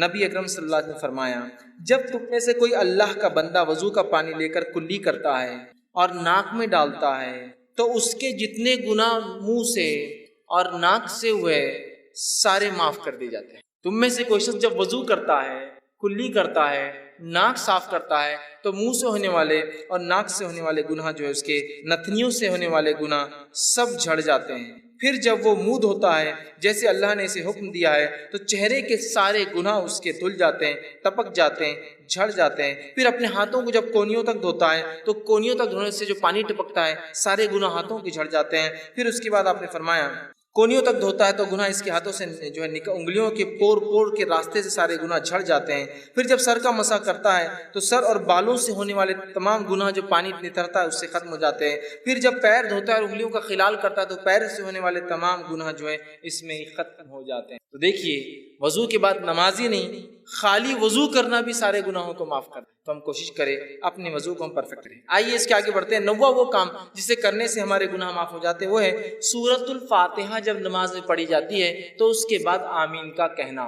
نبی اکرم صلی اللہ علیہ وسلم فرماتے، صحیح بخاری کی روایت آپ نے فرمایا، ابو ہریرہ رضی اللہ عنہ حدیث کے راوی آپ نے فرمایا اللہ کے رسول صلی اللہ علیہ وسلم فرمایا جب امام آمین کہے تو تم بھی آمین کہو، کیونکہ جس کی آمین فرشتوں کی آمین سے مل جاتی ہے اس کے اگلے گناہ بخش دیے جائیں گے۔ ابن شہاب جو راوی ہے روایت کرتے وہ کہتے ہیں کہ رسول اللہ صلی اللہ علیہ وسلم بھی آمین کہا کرتے تھے۔ دیکھیے حدیث کتنی واضح ہے۔ ابو ہریرہ رضی اللہ عنہ فرماتے ہیں اللہ کے رسول صلی اللہ علیہ وسلم نے فرمایا جب امام آمین کہے تو تم بھی آمین کہو۔ امام کو آمین کہنا چاہیے، اس لیے حدیث کری امام آمین کہے تو تم بھی آمین کہو۔ حدیث بالکل واضح ہے، بخاری کی روایت ہے۔ جب امام آمین کہے تو تم بھی آمین کہو، جب تمہاری آمین اور فرشتے بھی آسمان پہ آمین کہتے ہیں اس کے ساتھ اگر مل جائے تو تمہارے اگلے پورے گناہ معاف ہو جائیں گے، ہے نا۔ دوسری ایک حدیث میں آپ نے فرمایا اور کہا جو صحیح مسلم کی روایت ہے، ابو ہریرہ رضی اللہ عنہ کے راوی اور کہتے ہیں رسول اللہ صلی اللہ علیہ وسلم نے فرمایا جب کوئی تم میں سے آمین کہے تو فرشتے آسمان پر آمین کہتے ہیں، پس اگر بندے کی اور فرشتوں کی آمین مل جائے تو اس کے اگلے گناہ بخش دیے جاتے ہیں، گناہ معاف کر دیے جاتے ہیں۔ کتنی اہم بات ہے۔ اب ہم میں سے بہت سارے لوگ آمین بولتے نہیں، تعصب کی بنیاد پر، لا علمی کی بنیاد پر، جہالت کی بنیاد پر۔ یہ تو بات بہرحال ہو سکتی ہے، بہت سے لوگ اختلاف کرتے ہیں آمین تیز بولا جائے ہلو بولا جائے، لیکن جو آیت جو حدیث ہے بخاری کی واضح ہے جب امام آمین کہے تو تم بھی آمین کہو۔ اللہ امام کو کہنا چاہیے، اسی طرح اللہ کے رسول فرمایا جب امام کہے تو تم بھی کہو، اور اللہ کے رسول خود کہتے تھے، اس لیے صحابہ نے سنا، پیچھے کہتے تھے تبھی تو سنا نا۔ اب کچھ لوگ کہتے نہیں وہ ہلو سے کہنا چاہیے، ٹھیک ہے اس بات کو بھی اگر میں مان لوں، for the sake of argument بولتے ہیں نا، بحث کے تک ٹھیک ہے بات مان لیں کہ ہلو کہنا چاہیے، لیکن ہلو ہو یا تیز ہو کہنا تو ہے نا، لیکن ہلو ہے اور تیز ہو کہنا تو ہے نا۔ اب دیکھیے ہمارے پاس کیا ہو رہا ہے، غیر المغضوب علیہم ولا الضالین آمین انا اعطیناک الکوثر فصلی۔ اب اس میں تیز اور ہلو آمین کہاں ہے؟ چلیے آپ کہہ رہے ہیں کہ نہیں ہلو کہنا، ٹھیک ہے ہلو بولیں گے، لیکن آپ نے تو رکا ہی نا، ایسی گاڑی لے گئی کہ وہ اسپیڈ بریکر سے بھی سیدھا چلے گا۔ غیر المغضوب علیہم ولا الضالین ٹھیک ہے آپ زور سے نہیں بولنا چاہتے، لیکن بولنا تو ہے نا، دل میں بھی رکنا تو پڑے گا نا۔ بھاگ گئے آپ دوسری صورت کی طرف۔ امام کو چاہیے کہ وہ امامت کے ادب سیکھ، نبی اکرم صلی اللہ علیہ وسلم کی واضح حدیث ہے، اتنی بڑی فضیلت کو آپ چھوڑ دیتے اتنے آسانی سے۔ جہاں فضائل ثابت نہیں وہاں تو من مانے فضائل گڑھے جا رہے ہیں کہ یہاں سے کچھ لوگ گئے تو اللہ نے پورے خبر والوں کی مغفرت کر دیا، تم کو کیسے پتہ چلا؟ رسول اللہ صلی اللہ علیہ وسلم تو چلے گئے، وہی تو بند ہو گئی، آج کیسے پتہ چلا کہ فلاں لوگ فلاں جگہ سے گزرے تو اللہ نے پورے مردوں کی والے مغفرت کر دی؟ تھا آپ کو کیسے پتہ چلا؟ تو جو فضائل نہیں آپ بیان کرتے رہو، جو موجود ہے کہ تم آمین کہو جب امام آمین کہے، اس لیے کہ اگر تمہاری آمین فرشتوں کے آمین سے ملتی ہے تو تمہارے گناہ معاف ہوں گے۔ یہ بات کچھ ذرا سمجھ میں نہیں آتی ہے، کسی کو ڈسٹرب ہو جاتی ہے نماز اس کی، اور انہیں بولا نماز ڈسٹرب ہو جاتی ہے آمین کہنے سے۔ میرے بھائی اللہ کے رسول صلی اللہ علیہ وسلم کا فرمان ہے، میری اور آپ کی بات نہیں، میری اور آپ کی بات نہیں ہے، یہ رسول اکرم صلی اللہ علیہ وسلم فرمان ہے اور کئی روایتیں ہیں۔ چلیے آپ بولتے ہلو بولنا چاہیے، لیکن ٹائم تو دیجیے ہلو بولنے کے لیے، ولا الضالین کے بعد، تاکہ وہ کہے آمین، دل میں کہنے کو بھی تو ٹائم لگتا ہے نا۔ ان آتے شروع ہوگا آپ دوسرا ہی سیدھا۔ بہرحال ایک بہت عمل پھر اہم ہم چھوڑ دے رہے اس کا۔ 10واں وہ عمل جس کے کہنے سے گناہ معاف ہو جاتے وہ عمل ہے جب امام کہے سمیع اللہ لمن حمدہ تو پھر مقتدی کہے ربنا ولک الحمد کہنا چاہیے۔ اس کی بڑی فضیلت صحیح بخاری کی روایت آپ نے فرمایا کہ جب امام کہتا سمیع اللہ لمن حمدہ تو جو آپ نے فرمایا کہے تو تم مطلب مقتدی جو پیچھے پڑھتے ہیں اللہم ربنا لک الحمد یہ کہو، تو اگر یہ کہنا فرشتوں کے کہنے سے مل جاتا ہے، مطلب فرشتے بھی یہ کہتے ہیں آسمان مل جاتا ہے، تو آپ نے فرمایا تمہارے اگلے سارے گناہ معاف ہو جاتے ہیں۔ آمین پہ کہا پچھلے سارے گناہ معاف ہوتے ہیں، اس پہ کہا اگلے سارے گناہ معاف ہو جاتے ہیں۔ مطلب آپ نے سورہ فاتحہ پڑھی، آمین کا گناہ اگلے معاف ہو گئے، اس کے بعد سمیع اللہ لمن حمدہ ربنا لک الحمد پڑھا، پچھلے گناہ معاف کرا لیا۔ کتنی اہم فضیلت ہے نا۔ تو ہمیں سمیع اللہ لمن حمدہ کے بعد ربنا لک الحمد بھی کہنا چاہیے، ٹھیک ہے، اس کی بھی بڑی فضیلت ہے، اور اس کے لیے بات بتایا گیا کہ پچھلے گناہ معاف ہو جاتے ہیں۔ اسی طرح 11ویں بات جو بتائی گئی جس کے کرنے سے، عمل کرنے سے گناہ معاف ہوتے، وہ یہ ہے کامل توجہ کے ساتھ جمعے کا ادا کرنا، پورے خشوع اور خضوع کے ساتھ جمعہ پڑھنا، جمعے کی نماز پڑھنا۔ مطلب یہ ہفتے واری گناہ کیسے معاف ہو، وہ آئی بات، وہ روز کے گناہ تھے، مطلب نماز سے نماز تھے، اب ویکلی گناہ کیسے معاف ہو سکتے ہمارے، جمعے سے جمعہ۔ آپ سے فرمایا، کہا بخاری کی روایت ہے، سلمان فارسی رضی اللہ عنہ حدیث کے راوی ہے، وہ کہتے ہیں کہ اللہ کے رسول صلی اللہ علیہ وسلم فرمایا، کہا جو آدمی جمعے کے دن غسل کرتا ہے اور اتنا پرفیکٹ جہاں تک ہاتھ جاتا ہے اپنے آپ کو اچھے سے صاف کرتا ہے، اچھے سے دھوتا ہے، پھر فرمایا صفائی کرتا ہے جہاں تک بھی ہاتھ جاتا ہے، پھر اپنے تیل میں سے تیل لگاتا ہے، مطلب اپنے بالوں میں تیل لگاتا ہے، پھر اپنے گھر والوں کی خوشبو میں سے خوشبو لگاتا ہے، مطلب اگر میسر نہ ہو، خود کی نہ ہو تو گھر والوں کی خوشبو بھی لگا سکتا ہے، تو لے کر خوشبو لگاتا ہے، عطر لگاتا ہے، پھر کہتے ہیں پھر نکلے اور مسجد میں آئے اور اگلی صفوں میں بیٹھے، آگے بیٹھے جا کر، اس کے بعد جو ہے دو آدمیوں کو الگ نہ کرے، مطلب پیٹ انگال کے نہ جائے، دو آدمیوں کو الگ نہ کرے، اگلی صف میں جا کے بیٹھے، اور اس کے بعد جتنی نماز اس کے مقدر میں ہوتی نماز کو ادا کرے، مطلب جتنی ہو سکتی نفل پڑھے، سنت و نوافل کا اہتمام کرے۔ جب امام خطبہ دیتا ہے تو خاموش رہ کر غور سے اس کے خطبے کو سنے کہ وہ کیا کہہ رہا ہے، اور اس کے بعد جمعہ ادا کرے، تو ایسے انسان کے ایک جمعہ سے لے کر دوسرے جمعہ تک تمام گناہ معاف ہو جائے۔ جمعہ پڑھنا ہے خشوع اور خضوع کے ساتھ، ویکلی گناہ معاف کروا لینا ہے، اچھے سے نہا، جہاں جا کر ہاتھ جا سکتا ہے، تیل لگایا، خوشبو، دیکھیے کوئی بھی ایسی چیز نہیں جو آپ بولے بہت مشکل کام نہیں کرتے، پھر تیل لگایا، خوشبو لگائی، مسجد گئے، اگلی صفوں میں بیٹھے، لوگوں کو انگالا نہیں، مطلب خالی جگہوں میں سے گئے، اس کے بعد دو لوگوں کو الگ نہیں کیا، نزدیک بیٹھے، خود خطیب کو غور سے دیکھا، سنا، جمعہ پڑھی، تو ایک جمعہ سے دوسرے جمعہ اس کے سارے گناہ معاف۔ کتنی بڑی بات بتائی جائے۔ اسی طرح جو 12واں عمل جو ہے جس سے گناہ معاف ہوتے ہیں وہ یہ ہے کہ جو ہے نماز گناہوں کو مٹانے والی ہے۔ نماز خود بذات سا وضو کر کے نماز پڑھنا ہے، وضو کرنا گناہ مٹاتا ہے، نماز بھی گناہوں کو مٹاتی ہے۔ صحیح مسلم کی روایت ہے، نبی اکرم صلی اللہ علیہ وسلم عبداللہ بن مسعود رضی اللہ عنہ اس حدیث کے راوی، وہ کہتے اور فرماتے ہیں، ایک آدمی رسول اللہ صلی اللہ علیہ وسلم کے پاس آیا اور عرض کیا، اے اللہ کے رسول صلی اللہ علیہ وسلم، میں نے ایک عورت کے ساتھ زنا چھوڑ کر باقی سب عمل کیا ہے، صرف زنا نہیں کیا۔ حدیث کے الفاظ دیکھیے، اس نے کہا، یا رسول اللہ صلی اللہ علیہ وسلم، ایک عورت سے میں نے مزہ اٹھایا مدینہ کے کنارے، اور میں نے سوائے جماع کے اس کے ساتھ سب کچھ کیا، زنا چھوڑ کر باقی سب کچھ۔ آپ میرے بارے میں حکم لگا دیجیے، سزا دے دیجیے، کیا میری سزا ہوتی ہے گناہ کی؟ ٹھیک، اللہ کے رسول جو ہے صلی اللہ علیہ وسلم کے ساتھ حضرت عمر کھڑے تھے، کہا، حضرت عمر نے کہا، جس گناہ کو تم نے چھپ کر کیا تھا، کاہے کو آ کر بتایا لوگوں کے سامنے، توبہ کر لیتے اپنے رب سے خاموشی میں۔ زنا کی تو سزا ہے، اس کی کوئی حکم نہیں نا، یہ تو گناہ ہے، اس کے لیے توبہ کرنا ہے۔ تو کہا جو گناہ تم نے چھپ کر کیا تھا، اب کاہے لوگوں کے سامنے تم نے آ کر بتایا، چھپا لیتے، ٹھیک ہے۔ تو وہ شخص وہاں سے چلا گیا، رسول اکرم صلی اللہ علیہ وسلم نے اس کو واپس بلایا، کہا ادھر آؤ۔ وہ شخص واپس لوٹ کر آیا، اور واپس آنے کے بعد آپ نے کہا، اس شخص کو کہا اور فرمایا اور کہا، چونکہ وہ شخص آیا تھا اور اللہ کے رسول کے ساتھ نماز بھی پڑھی تھی، چونکہ اس کی آگے کی تفصیلی روایت آگے آ رہی ہے، میں انشاءاللہ وہ بھی رکھتا ہوں۔ تو آپ نے فرمایا، کہا اقم الصلاۃ طرفا النہار وزلفا من اللیل، کہ نماز قائم کرو دن کے وقت اور رات کے حصے میں، ان الحسنات یذہبن السیئات، اس لیے کہ نیکیاں گناہوں کو دور کر دیتی ہے، ذالک ذکر للذاکرین، اور یہ قرآن ایک ذکر ہے ان لوگوں کے لیے جو نصیحت حاصل کرتے ہیں، ذکر کرنے والے ہیں۔ تو یہاں دیکھیے کہا ان الحسنات یذہبن السیئات، نیکیاں جو ہے گناہوں کو مٹا دیتی ہے، چونکہ اس شخص نے نماز پڑھی تھی، آپ نے اشارہ کر دیا نماز پڑھو، مطلب اب تم رب سے اگر معافی مانگنا چاہتے ہو اپنے گناہوں کی تو کثرت سے نماز پڑھو۔ اسی جو ہے واقعے کے آگے اور تفسیرات صحیح مسلم میں آتی ہے، وہ تفسیرات ایسی آتی ہے کہ ایک شخص نبی اکرم صلی اللہ علیہ وسلم مسجد نبی میں آیا، آپ کے ساتھ، آپ بیٹھے ہوئے تھے صحابہ کے ساتھ، آ کر اس آدمی نے کہا اور کہا، اللہ کے رسول صلی اللہ علیہ وسلم مجھ پہ حد قائم کر دیجیے، میں نے ایسا ایسا کام کیا ہے، گناہ کا کام کیا، جس سے مجھ پہ حد قائم کر دیجیے۔ آپ صلی اللہ علیہ وسلم نے اس کا چہرہ اپنا پھیر لیا، وہ سامنے سے آیا، پھر چہرہ پھیر لیا، پھر سامنے سے آیا، پھر چہرہ پھیر لیا، پھر سامنے سے آیا، اذان ہوئی، آپ صلی اللہ علیہ وسلم نے اقامت دی گئی، آپ نے نماز پڑھائی، اس نے نماز ساتھ پڑھی، نماز کے بعد پھر آ گیا اور کہنے لگا کہ مجھ پہ حد قائم کی، میرے سے یہ گناہ ہو گئے۔ تب اللہ کے رسول صلی اللہ علیہ وسلم اس سے کہا اور پوچھا، جس وقت تو گھر سے نکلا تھا تو کیا تو نے اچھی طرح وضو کیا تھا؟ جب تو یہاں کے لیے آیا تھا مجھ سے ملنے، تو نماز کا وقت بھی تھا، تو نے گناہ کیا تھا، وضو کر کے آیا؟ تو اس نے کہا کیوں نہیں، میں نے کیا تھا اللہ کے رسول صلی اللہ علیہ وسلم۔ پھر فرمایا کہ ہمارے ساتھ تو نے نماز بھی پڑھی؟ تو اس نے کہا ہاں میں نے آپ کے ساتھ نماز بھی پڑھی ہے۔ تو آپ نے فرمایا، کہا اللہ نے جو ہے تجھے بخش دیا ہے اور تیری کوئی حد نہیں، اللہ نے تجھے معاف کر دیا ہے، تیری کوئی حد نہیں یاد رکھی۔ تو یہ روایت اس طرف اشارہ کر رہی ہے کہ انسان جس سے گناہ ہو جاتے ہیں، گناہ ہوئے ہیں جو پاسٹ میں، پچھلی زندگی میں اس نے کیے ہیں، اب لوگوں کے سامنے جا کر رسوا ہونے کی ضرورت نہیں ہے، اپنے رب کے سامنے کثرت سے نماز ادا کثرت سے نماز پڑھیں، اس لیے کہ نمازیں ان الحسنات یذہبن السیئات، نیکیاں گناہوں کو دھو ڈالتی، مٹا دیتی۔ تو ہم نماز کی دیکھیے کتنی فضیلت ہے، اس لیے میں نے شروع میں کہا تھا نماز پڑھنے والوں کے بڑے فائدے، اس لیے کہ وہ بہت ساری فضیلتوں کا فائدہ یوں ہی اٹھا لے رہے بغیر سوچے سمجھے۔ اسی طرح صحیح بخاری کی روایت ہے، رسول اللہ صلی اللہ علیہ وسلم نے فرمایا، کہا کہ جو فرشتے شخص کے لیے دعا کرتے رہتے ہیں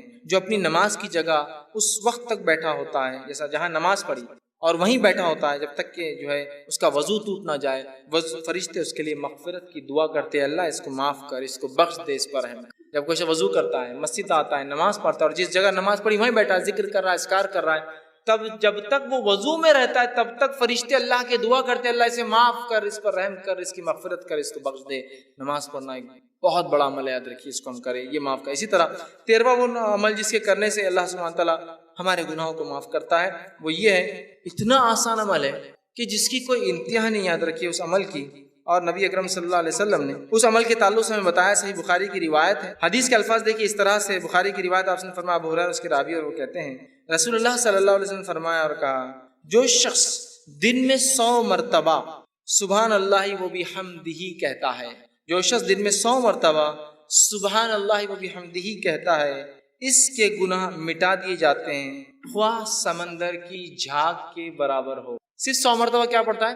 سبحان اللہ و بحمدہ۔ اپنے رب کی پاکی جو شخص 100 مرتبہ دن میں سے بیان کرتا ہے، اس کے تمام گناہ معاف کر دی جاتے ہیں، حتیٰ کہ اگر وہ گناہ سمندر کی جھاگ کے برابر بھی ہو۔ یہ تمام باتیں صغائر کے تعلق سے، صغیرہ گناہ کتنے بھی ہو، سبحان اللہ و بحمدہ 100 مرتبہ پڑھے، گناہ معاف۔ صحیح بخاری کی دوسری روایت اس میں ابو ہریرہ رضی اللہ عنہ فرماتے، اللہ کے رسول صلی اللہ علیہ وسلم نے فرمایا اور کہا، اور آپ نے فرمایا، 2 کلمے ایسے ہیں جو رحمان کو بڑے پیارے ہیں، زبان پر بہت ہلکے ہیں اور میزان میں بہت بھاری پڑیں گے، سبحان اللہ و سبحان اللہ العظیم۔ تو یہاں پہلی روایت میں کہا سبحان اللہ و، جو شخص 100 مرتبہ پڑھتا ہے، اگر اس کی برائیاں گناہ سمندر کے جھاگ کے برابر بھی ہو تو یہ اس کو مٹا دیتا۔ تو ہم کوشش کریں کثرت سے اس ذکر کو کریں۔ 100 مرتبہ میں سمجھتا ہوں بہت آسان ہے، ہر نماز کے 20 باندھ لے تو 100 ہو جاتے، 5 بہرحال کوئی چاہے تو ایک ساتھ بھی پڑھ سکتے۔ اسی طرح 14واں وہ عمل 14 وہ عمل جس سے کرنے سے گناہ مٹ جاتے ہیں، اس عمل کے تعلق سے آپ نے فرمایا، اور وہ عمل ہے جس سے 100 گناہ معاف ہو جاتے ہیں، 100 سنس معاف ہو جاتے ہیں۔ وہ کیا ہے؟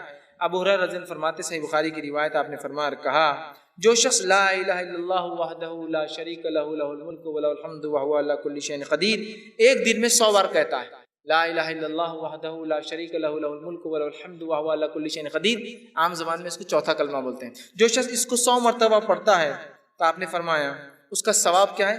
10 گردن آزاد کرنے کا ثواب، 10 غلاموں کا آزاد کرنے کا ثواب، 100 نیکیاں لکھی جاتی، 100 اس کے بارے میں جس کو کہیں گے گڈ ڈیڈز لکھے جاتے ہیں، نیکیاں لکھی جاتی ہیں۔ پھر فرمایا اس کی 100 نیکیاں لکھی جاتی ہے اور 100 برائیاں اس کی مٹا دی جاتی ہے، اور شیطان کے وسوسوں سے، شکنجے سے، اس کے بہکانے سے، پھسلانے سے وہ شخص شام تک محفوظ رہتا ہے، جب سے پڑھا صبح سے لے کر شام تک محفوظ رہتا ہے۔ دیکھیے کتنا آسان کلمہ ہے، اس کلمے کو جو 100 مرتبہ، 10 غلام آزاد کرنے کا ثواب، 100 نیکیاں لکھ دی جاتی ہے، 100 برائیاں مٹ جاتی ہے، اور اس صبح سے لے کر شام تک شیطانی پورے حملوں سے وہ اپنے نفس کو محفوظ کر لیتا ہے۔ تو ہم کوشش کریں کثرت سے اس کلمے کو پڑھیں، بہت آسان ہے۔ اسی طرح 15واں عمل جس کے پڑھنے سے گناہ معاف ہوتے، جو حدیث میں آتا ہے، وہ یہ ہے نماز کے بعد تسبیحات کا کہنا۔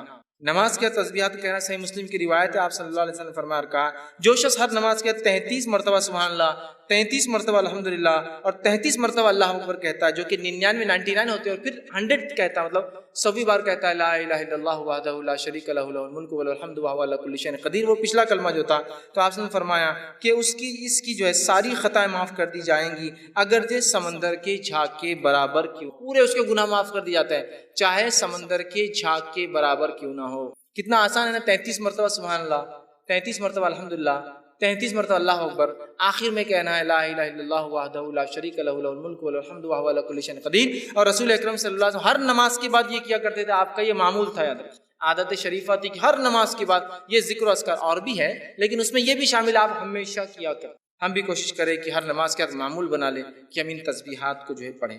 16واں وہ عمل جس سے کرنے سے گناہ معاف ہونے کی جو بشارت دی گئی، بات بتائی کہ وہ یہ نیک لوگوں کی مجلس میں بیٹھنا۔ اللہ کا ذکر جہاں ہو رہا ہے اس مجلس میں بیٹھنا یہ ہے، اس کا ثواب یہ ہے کہ اس سے بھی پچھلے گناہ معاف کر دی جاتے ہیں، انسان کی مغفرت کر دی جاتی ہے۔ صحیح مسلم کی روایت ہے، بہت لمبی حدیث، ابو ہریرہ رضی اللہ عنہ حدیث کے راوی ہیں، اس حدیث کے اندر ہے کہ فرشتے جو ایسی مجلسوں کو ڈھونڈتے رہتے ہیں جہاں اللہ کا ذکر ہوتا ہے، جب وہ ایسی مجلسوں کو پا لیتے تو ایک دوسرے کو اشارہ کرتے ہیں کہ ویسی مجلس مل گئی جہاں اللہ کا ذکر ہو رہا ہے، اور پھر سارے فرشتے آ جاتے ہیں اور وہ فرشتے جمتے جاتے ہیں، حتیٰ کہ جو ہے بہت اوپر تک جو آسمان تک جو فرشتے جو قطار در قطار جو جم جاتے ہیں، اور جو ہے اس کے بارے میں پھر جو ہے اللہ رب العزت ان سے پوچھتا ہے، حالانکہ اللہ کو پتہ ہوتا ہے کیا ہے، تو اللہ پوچھتا ہے کہ میرے بندوں کو کیسے پایا، وہ کیا کر رہے تھے؟ تو کہا اللہ وہ جو ہے تجھ سے جنت کا سوال کر رہے تھے، اور کیا کس چیز سے پناہ مانگ رہے تھے؟ اے اللہ وہ تیرے بندے جو جمع تھے وہ جہنم سے پناہ مانگ رہے تھے۔ تو اللہ رب العزت فرشتوں کو گواہ بنا کر کہتا ہے، اے فرشتوں تم اس چیز پہ گواہ رہنا کہ میں نے ان بندوں کو جو ہے بخش دیا ہے، ان کو جو ہے معاف کر۔ تو فرشتے کہتے ہیں اللہ اس مجلس میں ایک شخص ایسا تھا جو اپنے کام کے لیے آیا تھا اور آ کر بس آیا تھا یوں ہی بیٹھ گیا، تو اللہ رب العزت فرماتا ہے کہ بندو میں نے اس کو بھی معاف کر دیا، اس لیے کہ ایسی مجلس میں بیٹھنے والا بے نصیب نہیں ہو سکتا، بد نصیب نہیں ہو سکتا۔ مطلب ان مجلسوں کے فضائل دیکھیں، جو اللہ کا ذکر ہوتا ہے، اور ہمارا معاملہ ہے کہ جو اللہ کا ذکر ہوتا ہے وہ مجلس سے بہت ہم کو کاٹا آتا ہم کو اس بیٹھنے سے بہت مشکل ہوتی ہے، ارے اب جاؤ بیٹھو۔ ہاں باقی دوسری مجلسوں میں تو بلا کر میسج کر کے گاڑی میں بٹھا کر اپنے طرف سے پیسہ خرچ کر لے جایا جاتا ہے، اللہ کے دین کی بات جہاں ہو رہی ہے ارے نہیں وہ نہیں ہو رہا ہے، اور دین کی بات بھی سننے میں مزہ اور بد مزہ والا معاملہ چلتا ہے۔ جمعے کا خطبہ سننے میں بہت مزہ آ گیا آج، بہت مزہ آ گیا، یہ کیسا مزہ آتا ہے میرے کو سمجھ میں نہیں آتا۔ دین کی بات سیکھنا ہے مزہ، اور بہت مزہ آ گیا آج، ارے وہ وہاں مزہ نہیں آتا، وہ مقرر ہے کرے بہت مزہ آتا ہے، ارے انہوں نے مزہ نہیں آتا۔ دین کی بات سیکھنا، اس مجلس کے فضائل تو سنیے، یہ نہیں کہا کہ وہاں بہت اچھا مقرر ہے، بہت مزے والی باتیں کر رہا ہے، تم کو ساری مجلس کا تذکرہ جو اللہ کا ذکر ہو رہا ہے، چھوٹی ہو سکتی بڑی ہو سکتی۔ تو اللہ پوچھتا ہے، فرشتے ڈھونڈتے رہتے ایسی مجلسوں کو، جب پا لیتے دوسروں کو بلاتے، جمع ہو جاتے آسمان تک، اللہ کو حالانکہ سب پتہ ہے پھر بھی اللہ پوچھتا ہے کیا کہاں پایا، کیا کر رہے تھے، کیا مانگے؟ تو کہا اللہ جنت کا سوال کرتے ہیں، کس چیز سے بچنا چاہتے تھے؟ اللہ تجھ سے جہنم سے جو بچنا چاہتے ہیں۔ اللہ کہتا ہے فرشتوں گواہ رہنا میں نے معاف کر دیا۔ فرشتے کہتے ہیں اس مجلس میں ایسا ایک انسان تھا جو یوں ہی آ کر بیٹھا تھا۔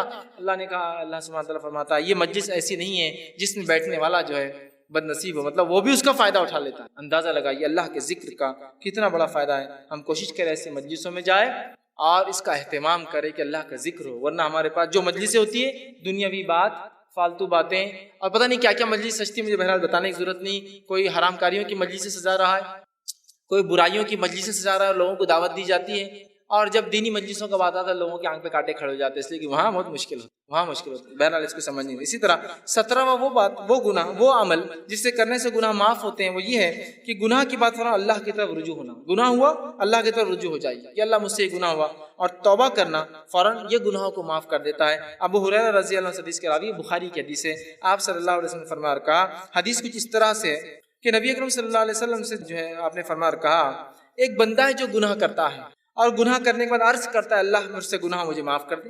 اللہ تعالیٰ کہتا ہے فرشتوں سے، اے فرشتوں میرا ایک بندہ ہے جسے معلوم اس کا ایک رب ہے، اور وہ اس کو معاف بھی کر سکتا ہے اور اس کو سزا بھی دے سکتا ہے جو ہے، اور جو ہے میں نے اس کو جو ہے معاف کر دیا۔ پھر وہ بندہ دوسرا جو ہے ایک اور بار پھر خطا کرتا ہے، پھر وہ کہتا ہے اللہ مجھے معاف کر۔ اللہ کہتا ہے فرشتوں میرا ایک بندہ ہے جسے پتا ہے اس کا ایک رب ہے جو معاف بھی کرتا ہے اور گرفت بھی کر سکتا ہے، اور میں نے اس کو جو ہے معاف کر دیا۔ پھر وہ خطا کرتا ہے، پھر کہتا ہے اللہ مجھ سے گناہ ہوا۔ اللہ کہتا ہے فرشتوں میرا ایک بندہ ہے جو جانتا ہے اس کا ایک رب ہے جو معاف بھی کرتا ہے لیکن پکڑ بھی کرتا ہے، اگر وہ جانتا ہے کہ دونوں ہو سکتا ہے۔ تم گواہ رہنا اس نے مجھ سے 3 بار معافی مانگی اور میں نے اس کو جو بخش دیا اور اس کو معاف کر۔ گناہ ہوتے ہی فوراً معافی مانگنا، لیکن میں نے شروعات میں بات واضح کر دی تھی، اس کا ہرگز معنی یہ نہیں کہ آپ گناہ کریں اس لیے کہ اب بتایا جا رہا ہے اتنے جلدی معاف ہو جاتے ہیں۔ جیسے بہت سارے لوگ ہوتے ہیں، لوگوں کو خوب تکلیفیں پہنچاتے ہیں، خوب اذیتیں دیتے ہیں، اور اس کے بعد کہاں چلے گئے وہ صاحب؟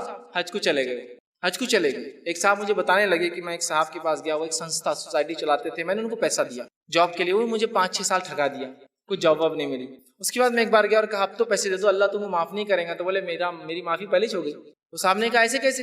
میں نے حج کر کے آ گیا نا۔ بولے تو جتوں کا پہلے لیا تھا حج کر کے آ گیا تو پورا کلیئر کر دیا، بولے پرانا اب میرے پہ نہیں رہا۔ تو اندازہ لگے گویا حج کو ہم نے ایک طریقہ بنایا گناہ کرنے کا، گناہ ہو جائے تو نیکیاں کرنے سے مٹ جاتے ہیں، لیکن اس کا ہرگز مطلب نہیں گناہ کرو اس لیے کہ نیکیاں پھر کرو تاکہ مٹا دو۔ میں جا کے آ کے حج کو مفتی صاحب نے بول دیا کہ وہ پچھلا سب ختم ہو گیا، بندوں کا بھی ختم ہو گیا اور اللہ کا بھی ختم ہو گیا سب۔ اندازہ لگائی. تو بہرحال تو اس حدیث کے اندر دیکھیے وہ بندے سے خطا ہوئی، اس نے معافی مانگی، پھر خطا ہوئی، پھر معافی مانگی، پھر خطا ہوئی، پھر معافی مانگی، تو اللہ رب العزت جو ہے اس کی مغفرت کر دی. اور اس کے آپ نے حدیث فرما، حدیث کے الفاظ دیکھیے اس طرح سے ہے، ایک مالک ہے جو گناہ بخشتا ہے اور جو ہے گناہ پر سزا بھی دیتا ہے. میں نے اپنے بندے کو 3 بار بخش دیا ہے، اب وہ جو ہے جیسے چاہے اعمال کرے، تو میں نے اس کی جو ہے مغفرت کر چکا ہوں، میں نے اس کی مغفرت کر دی، معاف کر دیا. اس سے پتہ چلا جیسے ہی ہم سے گناہ فوراً کیا کرنا چاہیے، اللہ سے گناہ کی معافی مانگنا چاہیے. یہ نہیں کہ گناہ ہو تو انتظار کرے، گناہ کرتے ہی معافی مانگ لے انسان. لیکن ہم جب گناہ کرتے ہیں تو جان کے کرتے گناہ ہے اور اس لیے معافی نہیں مانگتے کہ اگلی بار کرنا ہے، ابھی ختم تھوڑی ہوا. نہیں، ابھی تو شروعات یہی، ابھی 1-2-4 سال ایسے ہی چلیں گا، اس کے بعد دیکھا جائے گا. تو گویا نیت بھی نہیں وہ معافی مانگنے کی. گناہ ہوا کہ وہ شخص معافی مانگ رہا ہے، اللہ بس خطا ہوگی مجھ سے، احساس ہے اس کو کہ میں غلط کام کر رہا ہوں، یا احساس ہے لیکن توبہ نہیں. کیوں؟ ابھی کنٹینیو کرنا ہے نا اس چیز کو. اور توبہ کی شرائط میں سے ایک شرط یہ بھی کہ اس کو عمل کو آئندہ نہ دہرائے. یہ نہیں کہ بس توبہ کر لی اور پھر وہ عمل جاری ہے، پھر وہ عمل جاری ہے. وہ شخص ایک غلطی کر رہا ہے، توبہ کر رہا ہے، دوسری غلطی ہو رہی توبہ کر رہا ہے، تیسری غلطی ہو رہی توبہ کر رہا ہے رب سے فوراً. یہ طریقہ یاد رکھیں، ہمیں بھی چاہیے غلطی ہو فوراً توبہ کریں. 18واں وہ عمل جو ملتا ہے جس سے کرنے سے انسان کی گناہ معاف ہوتے، وہ یہ ہے لوگوں سے جو ہے تکلیف کو دور کرنا. لوگوں سے تکلیف کو دور کرنا. صحیح مسلم کی روایت ہے، آپ صلی اللہ علیہ وسلم فرمایا، کہا ابو ہریرہ رضی اللہ عنہ حدیث کے راوی، حدیث کے الفاظ اس طرح سے آپ نے فرمایا، جو ایک شخص جو ہے راستے میں جا رہا تھا، اس نے راہ میں کانٹوں والی ایک شاخ دیکھی، کانٹوں والی ایک شاخ، جھاڑ کی جو ہوتی ہے کانٹوں والی ایک شاخ دیکھی، تو اسے راستے سے ہٹا دیا. اللہ تعالیٰ نے اس نیکی کی جو ہے اس کی قدردانی کے بدلے اس کو بخش دیا، اس کی مغفرت کر دی. کس کے بدلے میں؟ راستے سے ایک کانٹے دار شاخ ہٹانے کی وجہ سے ایک انسان کی اللہ نے کیا کی؟ مغفرت کر دی، صرف کانٹے دار شاخ. صحیح مسلم کی ایک دوسری روایت ہے، اس کے الفاظ اس طرح سے ہے کہ ابو ہریرہ رضی اللہ عنہ فرمایا کہ اللہ کے رسول صلی اللہ علیہ وسلم نے فرمایا، کہا جنت میں ایک شخص کو میں نے دیکھا جو ہے گھوم اور پھر رہا تھا، گھومتے پھرتے دیکھا. جب پوچھا گیا کہ جنت میں کیسے اور کیسے گھوم پھر رہا ہے، تو بتایا گیا کہ اس نے ایک درخت تھا، جھاڑ تھا جو راستے میں تکلیف دے رہا تھا. اس شخص نے اس جھاڑ کو کاٹ دیا جو لوگوں کو تکلیف دے رہا تھا. اللہ نے اس کے بدلے جو ہے اس کی مغفرت کر دی اور اس پر رحم کر دیا اور اس کو راستے سے ایک جھاڑ کو جو تکلیف دے رہا تھا ہٹا دیا. اس سے پتہ چلتا ہے کہ تکلیف کو راستے سے ہٹانا، لوگوں کو تکلیف دینے والی چیزوں کو ہٹانے سے کیا ہوتی ہے؟ اللہ ہمارے گناہوں کو معاف کرتا ہے، ہماری مغفرت. اب اللہ ہم پر رحم کرے، ہم راستے میں تکلیف دہ چیز جاننے کو اپنا مقصد حیات سمجھنے لگ گئے ہیں نا. اچھا خاصا روڈ ایک جھاڑ لگا دو، بولے جھاڑ لگائیں گے تو پھر دکان کا ٹپ آگے کر دیں گے، پھر کمرے کو آگے بڑھا لیں گے، پھر سب آگے بڑھ جاتا ہے. پھر اگلے 2-4-10-12 سال کے ایک اور جھاڑ آگے لگا دو، پھر اس کو کیج بنا دو، پھر اس تک ایک دیوار، پھر گھر تھا 10 فٹ پیچھے اور ابھی 12 فٹ روڈ پہ آ گیا. دھیرے دھیرے جھاڑ لگاتے جاؤ، گھر آگے بڑھاتے جاؤ. اس شخص نے ایک جھاڑ جو راستے میں تکلیف دے رہا تھا کاٹ دیا. عام اعتبار سے جھاڑ نہیں کاٹنا چاہیے، یاد رکھیے، بلا وجہ، لیکن ضرورت تھی. ایک شخص نے کانٹے دار جو ہے چھڑی جو راستے میں پڑی تھی ہٹا دی، جو لوگوں کو چبھ رہی تھی. آج ہم لوگوں کے راستے بند کرنے کانٹے لگا دیتے ہیں، لوگ جا رہے ہیں یہاں سے، راستہ ذرا بند کرنا پڑے. یہ الگ بات ہے کسی کی زمین جائیداد اور لوگ اس میں گھس رہے ہوں تو آپ روک سکتے ہیں، لیکن لوگ رکا رہے نہیں. یہ راستے کو اپن ختم کر دیں گے، تھوڑی بار اپنے گھر کو اپن ادھر سے بند کر کے پورا لے لیں گے، ایریا لگا دو کانٹے. لوگوں نے لانا نہیں ہوتا ہے نا، گلی جہاں جا کے ختم ہوتی ہے، جس کا آخری گھر ہے وہ ادھر کا بھی لینا شروع کر دیتا ہے. دھیرے دھیرے کچرا، کانٹے، غلاظت اور ایریا کیپچر آپ نہیں کر سکتے. کوئی راستے کو بند یاد رکھیے، کسی بھی قسم کا ہو، کتنا ہی چھوٹا اور بڑا ہو، یاد رکھیے کھلا رکھنا ہے راستوں کو، ہم کو یاد رکھیے. تو راستے کو اس نے ہٹا دیا. انسانوں سے تکلیف دہ چیز ہٹانے سے بھی اللہ رب العزت مغفرت کرتا ہے اور معاف کرتا ہے، گناہ ہمارے معاف ہوتے. تو ہم کوشش کریں ہم سے کسی کو تکلیف نہ ہو اور ہم راستے سے تکلیف کو ہٹانے والے بنے، اس لیے کہ یہ ہمارے ایمان کا حصہ ہے. نبی اکرم صلی اللہ علیہ وسلم نے فرمایا ایمان کی 70 سے زیادہ 77 کے قریب شاخیں ہیں، اس میں سب سے افضل شاخ لا الہ الا اللہ ہے، اور سب سے نچلی جو ہے وہ ہے راستے سے تکلیف دہ چیز کو ہٹانا. تو یہ ہمارے ایمان کا بھی حصہ ہے. ہماری گاڑیاں کہاں پارک ہو رہی ہے، ہماری چیزیں جو ہم رکھ رہے ہیں تو اس سے کیا کسی کو تکلیف ہو رہی ہے، نہیں ہو رہی ہے، بہت سوچنا پڑے گا آپ کو. اس لیے کہ راستے سے تکلیف دہ چیز ہٹانا ہمارا طریقہ ہے، راستے میں تکلیف پیدا کرنا یہ مومن کا شے ہے. 19واں وہ عمل جس سے کرنے سے گناہ معاف ہوتے ہیں جو حدیث میں آتا ہے وہ یہ ہے جو ہے کوئی تکلیف آنے پر صبر کرنا. ایک تو دوسروں کو تکلیف نہیں دینا اور ایک اپنے پہ تکلیف آئے تو صبر کرنا. یہ بھی جو ہے نیکیاں دیتا ہے، یاد رکھیں گناہوں کو معاف کرتا ہے. نبی اکرم صلی اللہ علیہ وسلم نے فرمایا، صحیح مسلم کی روایت ہے، عبداللہ بن مسعود رضی اللہ عنہ اس کے راوی اور کہتے ہیں کہ ایک دن رسول اللہ صلی اللہ علیہ وسلم کے جو ہے پاس میں گیا. آپ جو ہے بخار میں مبتلا تھے. میں نے آپ کے جسم مبارک پہ ہاتھ رکھے تو آپ کو بہت شدید بخار تھا. آپ صلی اللہ علیہ وسلم کے تعلق سے میں نے سوال کیا کہ اللہ کے رسول آپ کو تو بہت زیادہ بخار ہے. تو آپ صلی اللہ علیہ وسلم نے فرمایا مجھے 2 آدمیوں کے برابر بخار آتا ہے. مطلب اتنا بخار آپ کو آتا تھا جتنا 2 آدمیوں کا آتا ہے، مجھے 2 آدمیوں کے برابر بخار آتا ہے. ٹھیک ہے. تو عبداللہ ابن مسعود رضی اللہ عنہ فرماتے تو آپ کو اجر بھی دوہرا ہوگا؟ تو کہا مجھے اجر بھی اس کی وجہ سے دوہرا ملتا ہے۔ پھر فرمایا کہ کوئی ایسا مسلمان نہیں جس کو تکلیف پہنچے، بیماری ہو، کوئی تکلیف ہو، مگر اللہ تعالیٰ اس کے بدلے میں اس کے گناہ معاف کر دیتا ہے، جیسے ایک سوکھے درخت سے اس کے پتے جھڑ جاتے ویسے اس کے گناہ جھڑ جاتے ہیں۔ دوسری ایک حدیث کے اندر الفاظ اس طرح سے مسلم کی روایت ہے، جابر بن عبداللہ رضی اللہ عنہ بیان کرتے ہیں کہ اللہ کے رسول صلی اللہ علیہ وسلم جو ہے مصعب جو رضی اللہ عنہ ایک صحابیہ تھے، ٹھیک، ان کے ہاں گئے، ان کو بخار آیا ہوا تھا، تو انہوں نے بخار کو برا بلا کہا، بخار کو، تو اللہ کے رسول صلی اللہ علیہ وسلم نے فرمایا کہا کہ بخار کو برا بلا مت کہو، یہ تو ابن آدم کے گناہ مٹا دیتا ہے اور آدم کے بیٹے کی خطاؤں کو یوں دور کر دیتا ہے جیسا بھٹی سے میل کچل نکل جاتا ہے نا، ویسے ہی جب انسان بخار میں ہوتا ہے تو اس کے سنس، اس کے گناہ، اس کے بیڈ ڈیڈز اس طرح دھل کے نکل جاتے ہیں، جیسے جو ہے میل کچل جو ہے لوہے سے گرم کرتے ہیں تپاتے ہیں تو نکل جاتا ہے، اس طرح سے۔ تو بخار آنا، تکلیف ہونا، بیماری آنا، اس سے بھی مومن کو جو ہے نیکیاں ملتی ہے اور اس کے گناہ جو ہے معاف ہوتے ہیں۔ یاد رکھیے اس بات کو بھی ہم سمجھیں، اور جب ہمیں کوئی تکلیف آئے اس تکلیف پہ ہم جو ہے صبر کرنے کی کوشش کریں۔ اس تعلق سے بہت ساری باتیں بہرحال صبر کے تعلق سے آپ پہلے بھی سن چکے۔ 20واں وہ عمل سے کرنے سے گناہ معاف ہوتے ہیں، روایتوں میں آتا ہے، وہ یہ ہے کہ اللہ تعالیٰ کی رضا کے لیے حج یا عمرہ کرنا، اللہ تعالیٰ کی رضا کے لیے حج یا عمرہ کرنا۔ صحیح مسلم کی روایت ہے، آپ صلی اللہ علیہ وسلم فرماتے ہیں، ابو ہریرہ رضی اللہ عنہ حدیث کے راوی، انہوں نے کہا کہ اللہ کے رسول صلی اللہ علیہ وسلم نے فرمایا، جو کوئی اس گھر مطلب بیت اللہ میں آیا، نہ اس میں شہوت رانی کی باتیں، نہ اس میں کوئی ایسا عمل کیا جو حج کو خراب کرتا ہے، اور نہ ہی جو ہے شہوت رانی کی باتیں کی، نہ گناہ کیا، تو حج کے بعد یہ ایسا پلٹتا ہے اپنے گھر جیسے اس کی ماں کے پیٹ سے ابھی اس نے جنم لیا۔ اور ظاہر سی بات ہے، انسان جب ماں کی پیٹ سے پیدا ہوتا ہے تو وہ سن لیس ہوتا ہے، بغیر گناہوں کے ہوتا ہے۔ تو اللہ تعالیٰ کی رضا کے لیے حج اور عمرہ کرنے سے کیا ہوتا ہے؟ اس کے سارے گناہ انسان کے معاف ہو جاتے ہیں، لیکن یہ خالص اللہ تعالیٰ کے لیے کیا گیا حج اور عمرہ۔ اور ایک روایت میں الفاظ صحیح مسلم کے اس طرح سے ہے، جس کے ابو ہریرہ رضی اللہ عنہ راوی وہ فرماتے ہیں، اللہ کے رسول صلی اللہ علیہ وسلم نے فرمایا، ایک عمرہ دوسرے عمرے تک کے درمیان کے تمام لرزشوں کا کفارہ بن جاتا ہے۔ ایک عمرے سے دوسرا عمرہ جب انسان کرتا ہے تو بیچ کے تمام گناہوں کی لرزشوں کا یہ کفارہ بن جاتا ہے۔ تو حج اور عمرہ اللہ کے لیے ہم خالص کریں، یہ گناہوں کے مٹانے کا سبب بنتا ہے۔ اللہ ہم پر رحم کرے، ہم نے اپنی عبادتوں کو دکھاوا اور ریا کا ایک ذریعہ بنا دیا۔ حج بھی کرتے ہیں تو اس لیے کرتے ہیں کہ اب سب نے گھر میں کر لیا تو سب ہم کو بول رہے تم نے نہیں کیے، کہ تم نے نہیں، چلو میں بھی چل جاتا ہوں۔ اندازہ لگائیے، حج اس لیے کر رہے ہیں کہ اتنی دعوتیں کھا لی ہے لوگوں کی کہ اب شرم آ رہی ہے، تو لہٰذا اب اپنے بھی ضروری حج کو جانا چاہیے تاکہ کوئی آ کے ہمارے گھر بھی۔ اندازہ لگائے اس حد تک ہو رہا ہے۔ تو حج کو ہم دکھاوے کے لیے نہیں، خالص اللہ کے لیے کریں، سارے پچھلے گناہ معاف۔ دیکھیے پہلے نماز کے تذکرہ آیا، اب حج کا آ رہا ہے۔ فرائض سب سے اہم چیز ہے، یاد رکھیے اس کو ادا کرنا، یہ سب سے بڑی چیز ہے، اور یہ گناہوں کے معاف کرنے کا سب سے بہترین ذریعہ، اللہ سے نزدیکی کے سب سے بہترین۔ فرائض کے بعد نفل کرنے سے اللہ اور خوش ہوتا ہے، خالی نفل کچھ کام کے نہیں جب تک فرائض نہ۔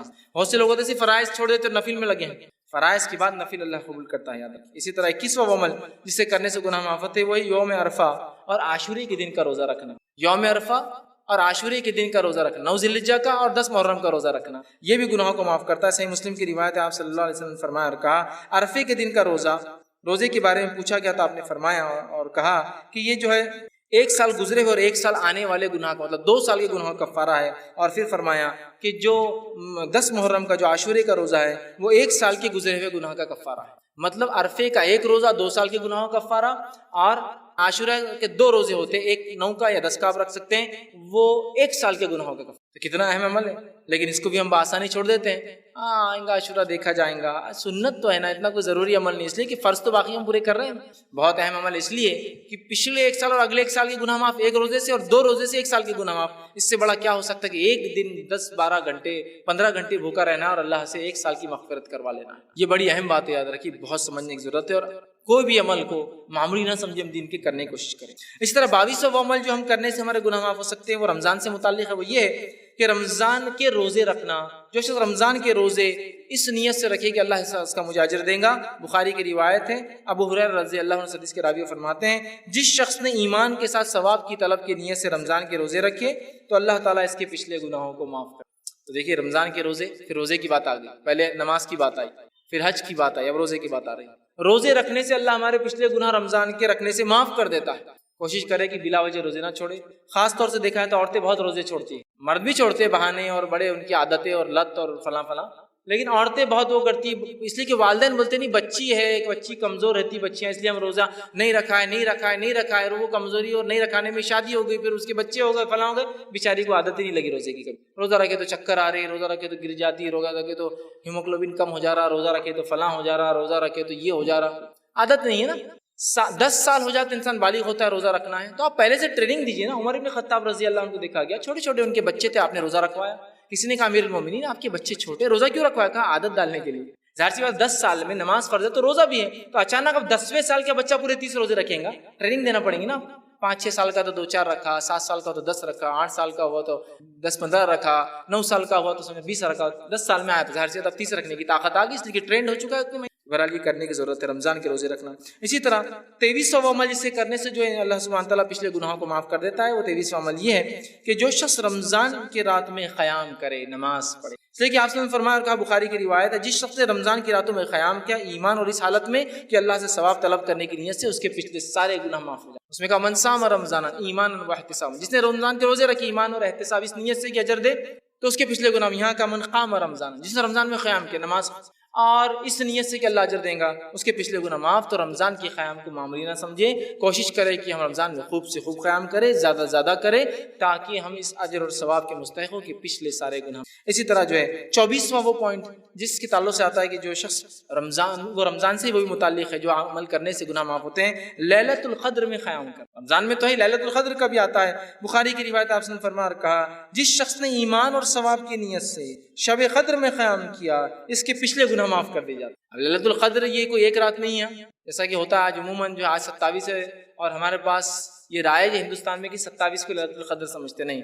لیلۃ القدر جو ہے آخری عشرے کی 5 طاق راتوں میں سے کوئی ایک رات ہے، یاد رکھیں، جو کہ 21 رمضان جو جا چکا ہے وہ بھی ہو سکتی تھی، 23 رمضان جو کہ وہ بھی گزر چکا ہے وہ بھی ہو سکتا ہے، 25 رمضان جو وہ بھی گزر چکا وہ بھی ہو سکتا تھا، آج 27 ہے یہ بھی ہو سکتا ہے، اور آنے والی 29 بھی ہو سکتی ہے۔ لیکن افسوس کی بات ہے ہم لوگ صرف ایک رات مناتے، کیوں نہیں؟ 5 راتیں جاگنا نہیں ہوتا، بہت مشکل ہوتی، جاب کا مسئلہ، آخری عشرے میں تو دھندا ہوتا، بزنس ہوتا، چھوڑ کے جا سکتے، فلاں ہیں۔ یہ لوگ جو جاگ نہیں سکتے، بزنس نہیں چھوڑ سکتے، نوکری نہیں چھوڑ سکتے، ان سے کبھی سوال ہو کہ آپ کی بہن کی بھائی کی شادی کتنی راتیں جاگے؟ تو میری بہن کی شادی کا کیا پوچھ رہے ہیں؟ 15 راتیں جاگ کے نکالا میں، ماشاء اللہ۔ آپ بیمار ہوئے تو کتنی راتیں؟ ارے بیمار ہو گئے امی ہمارے ابا تو 10 راتیں 20 راتیں ہم جا کے نکالے، بچے کی پیدائش کے اندر میری کئی راتوں کی نیند نہیں ہوئی، تو یہ سب برداشت ہوتا ہے، لیکن دین کے لیے 5 راتیں جاگنے کو تیار نہیں، دنیا کے لیے، تکلیف کے لیے، مصیبت کے لیے، شادی کے لیے، بیاہ کے لیے، بلکہ شادی بیاہ میں تو جگہ بلکہ ایک سسٹم ہی جو ہوتا ہے راتوں میں جاگنے کا، اور پھر ایک نتیجہ یہ بھی کہ ڈپلیکیٹس نائٹس اتنے منا لیتے ہیں کہ ریئل نائٹ جب آتی ہے تو چھوڑ دیتے ہیں۔ اور اگر شب قدر کو پانا ہے اور اگر اس کو پانے کے لیے بھی کوشش کر رہے ہیں تو 5 راتوں میں سے ایک ہے، اور اس میں پھر 5 میں سے بھی کیا کرتی معلوم ہم نے؟ ایک رات کو خاص الگ کر دی، بولے وہ 27 کی 6 ہو، اور وہ بھی کیسے منا رہے ہیں؟ اس کے منانے کا بھی ڈھنگ بہرحال ایک سے ایک انداز لوگوں نے اپنائے ہوئے ہیں، اس لیے کہ بہت سے لوگوں کے تو شاید اب تک بھی نمبر نہیں لگے ہوں گے توا اسپاٹ پر، اب نمبر آئیں گا ان کا، عشاء کے بعد سے لائن میں کھڑے ہوں گے، کباب کی دکان پر، چکن کی دکان پر، توا اسپاٹ پر، ڈھابے پہ نمبر لگے ہوئے ہوں گے ابھی کہ ابھی مجھے کھانا، تو کیا پھر منانا ہے تو یہ طریقہ ہے اس کا، یہ کرنا ہے اس کا؟ بہرحال یہ سمجھنے کی ضرورت ہے، اس لیے کہ لیلۃ القدر کی عبادت بہت ثواب دیتی ہے، بہت بڑی چیز ہے۔ اور رات کب سے شروع ہوتی ہے لیلۃ القدر؟ یاد ہے کہ رات مغرب سے شروع ہوتی ہے، عشاء کے بعد سے نہیں، مغرب ہو گئی ذکر و اذکار، تلاوت قرآن، اور آپ لگ جائیے، پھر عشاء پڑھی آپ نے، عشاء کے بعد آپ نے تراویح پڑھی، اس کے بعد آپ ہو سکتا ہے رات میں اور نماز نفل پڑھے، قرآن کا اہتمام کرے، یہ سب ذکر و اذکار کرے، کچھ دعائیں خاص جس رات میں کرنا چاہیے سب کرنا ہے۔ لیکن ہم لوگ جو بہت کوتا نظر آتے ہیں، اور اس میں بھی 27 ایک، اور اس کو منانے کا طریقہ بڑا عجیب ہم نے اختیار کیا ہے۔ تو یہ 5 راتوں میں سے کوئی ایک یاد ہے۔ اچھا ایک رات جاگ لیتے اور پوری نشانیاں فٹ بھی کر دیتے، ہاں آج ٹھنڈی تھی، بارش بھی، سب فٹ کر، بھائی میرے جو 5 جاگیں گے اس کو پتہ چلیں گا آج کیا کیا ہوتا 27 میں، تاکہ 21 میں یہ ہوا تھا نہیں ہوا تھا، 23 میں ہوا تھا نہیں ہوا تھا، ایک رات جاگتے اور برابر ہاں موسم ٹھنڈا تھا، سب بارش ہوئی تھی، سب کر لیتے فٹ نشانیاں۔ میں 5 جاگو تو ڈفرنس کر کے بتا پاؤں گی کہ کون سی ہو سکتی ہے، ایک کیسی ہو سکتی ہے؟ بہرحال اس کو سمجھنے کی ضرورت ہے۔ 25 اور آخری عمل جو انسان کرنے سے جو ہے اس کے گناہ معاف ہوتے ہیں، روایت میں آتا ہے وہ یہ ہے، صحیح مسلم کی روایت ہے، جو شخص اللہ کی راہ میں ہجرت کرے اس کے پچھلے سارے گناہ معاف ہو جاتے ہیں۔ اللہ کی راہ میں ہجرت کرنا، ہجرت سمجھتے ہیں اللہ کی راہ میں ہجرت بولے تو یہ نہیں کہ میں یہ شہر سے وہ شہر جا کے بزنس کے لیے جائے، ہجرت مانا ایک بستی اور شہر میں جب آپ کو اسلام پر عمل نہ کرنے دیے جائے، اس بستی اور شہر کو آپ چھوڑ کے دوسرے ایریا میں جائے، جیسا اللہ کے رسول صلی اللہ علیہ وسلم صحابہ جو ہے مکے میں جو عمل نہ کرنے دیا تو کچھ لوگ حبش گئے، اور اس کے بعد جو ہے مدینہ میں یہ ہجرت، دین پر عمل نہ کریں۔ جو شخص اللہ کے لیے ہجرت کرے، چونکہ ہجرت بہت تکلیف دہ چیز ہوتی ہے، یاد رکھیے، اپنی زمین، اپنے ملک، اپنے شہر، اپنی بستی، اپنے آبائی مکان کو چھوڑنا کوئی مذاق نہیں، بہت اجر ہے اس کے اوپر۔ تو وہ کیا۔ اور آخری پوائنٹ 26واں میں نے آپ سے کہا تھا، لیکن وہ ایک ایسا پوائنٹ ہے جو اس شخص کے لیے ہے جو مسلمان نہیں، اس کے لیے ہے وہ شخص کہ اگر وہ بھی یہ کام کرتا ہے تو اس کے پچھلے گناہ معاف ہو جائیں گے۔ وہ صحیح مسلم کی ہی روایت ہے، آپ صلی اللہ علیہ وسلم کے پاس جو ایک صحابی آئے، انہوں نے اسلام قبول کیا، ایمان قبول